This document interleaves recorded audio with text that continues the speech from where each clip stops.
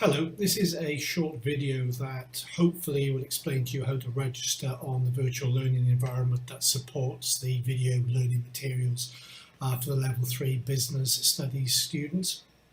I'll try and take you through the process and hopefully you'll see that it's a fairly simple thing to do. So in the email, in your invite to the actual lecture series, there will have been a link. By clicking on that link, such as what I'm doing here with this Word document, you will get taken to the registration function of course sites. Now this is owned by Blackboard. We're using an industry standard VLE to provide this, but this lives outside of our university internal network. And all you really need to do is type in obviously your first name, your last name, and hopefully you can see this on the screen. It's on this grey area over here. Your email address. Just confirm your email address, and you can see that I've made a mistake there, so it's told me that I've made a mistake. And it's going to ask what country you're from. We're probably right near the bottom, United Kingdom, which we are. And then you'll create a username and password. So you can call yourself anything. So I'll call myself Ian anything, and then type your password. It's up to you how strong you want your password to be, but here you would type something in and then repeat it. But what you can see is password must be at least 10 characters, contain at least one number, uppercase letter, lowercase letter, or a special character. So you're going to need to think about what you're doing.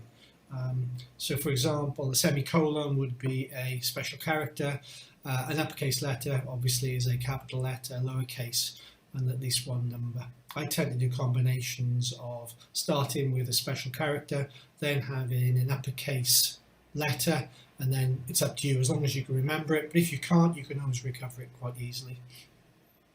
At this point, it will tell you that it wants you to agree to the terms of use. This is just standard Blackboard terms of use. And you can, on the second option box here, you can choose not to be updated. I would suggest that you don't. By clicking on the I'm not a robot button, you're just basically assuming that you're not some electronic thing, and at this point you press submit. When you press submit, you should then be able to sign into the actual course site proper.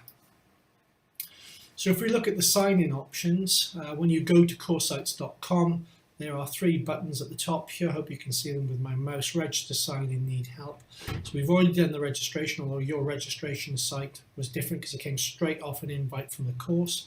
We're going to click on sign in.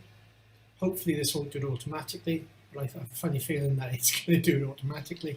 So let me just sign out for you. And as soon as you press that sign in button, you're going to get to a screen like this. So all I'm doing here is I'm typing in a username.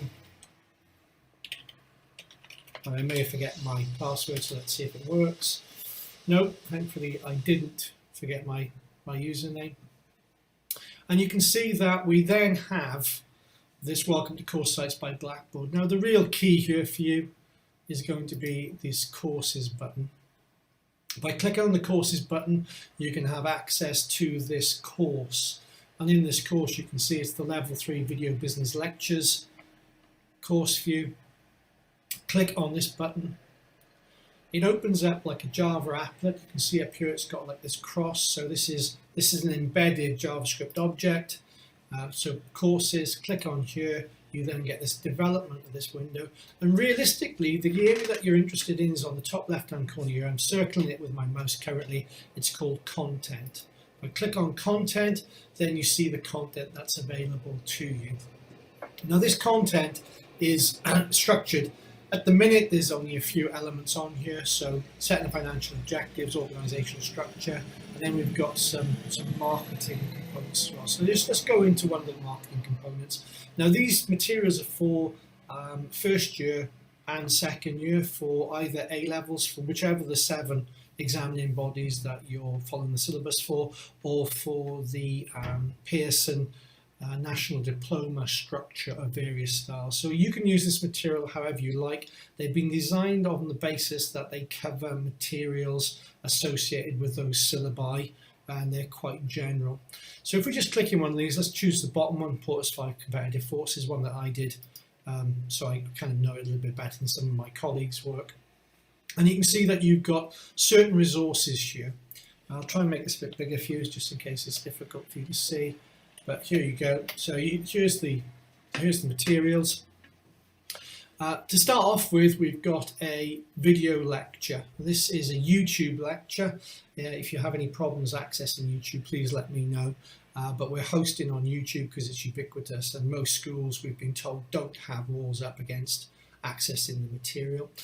The PowerPoint that we delivered the presentation from is also available to you. Obviously, you can use that in any way that you see fit. Use the slides if you want to do some discussions. We're perfectly happy with that. We have additional exercises and we have multiple choice tests. And that material should be very consistent for all the elements that you look at. We're trying to keep a very clean look and feel on this material. So if we click in here, this is going to pop you to an external site. This obviously is... Hello, this is a further lecture in the ABS A-Level Business Lecture Series. And this particular session is going to explore Porter's 5 forces model. So if you need to contact or if you have any questions, my email. So that's how it starts. You'll notice there that it was the A-Level series, but we realised that Level 3 was Level 3, and even though National Diplomas assessed differently to A-Level, the materials are very similar in the way we approach them. You can do that. So that video is available to you. Obviously, you can maximise that and show that. That particular video is just over an hour long, so make sure you let your classes know. It was supposed to be 20 minutes, but it went on a bit. This presentation will pop up, it'll download in, and you'll get a presentation that looks like this. You'll have to excuse my computer, it's not as quick as it could be, but it just enabled the content, and you'll see that all the materials are there that you can use in your own right. So you might find them useful if you just want to cover certain elements, for example. Similarly, we have 5 forces exercise.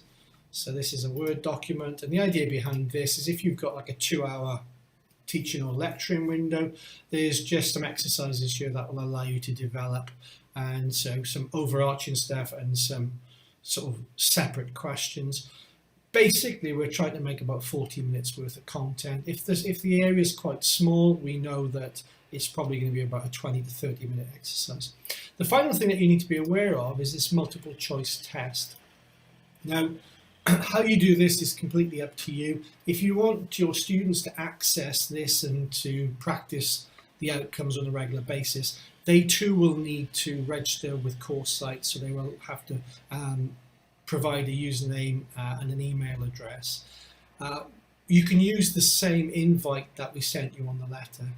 The only caveat might be if 30 people try to sign in at the same time, you may have a problem on the back end. But hopefully that won't be an issue, and until we trial that, we won't know. But if we click the begin test, this is timed to 30 minutes. Most of the tests are timed to 30 minutes. They tend to have multiple attempts. And what we do, depending on feedback, is we've got several different ways in which we report feedback on this, and we'd like your sort of input into how to make that better. So the begin bit, kick off, and you can say declining markets can be associated with, and it's just a case of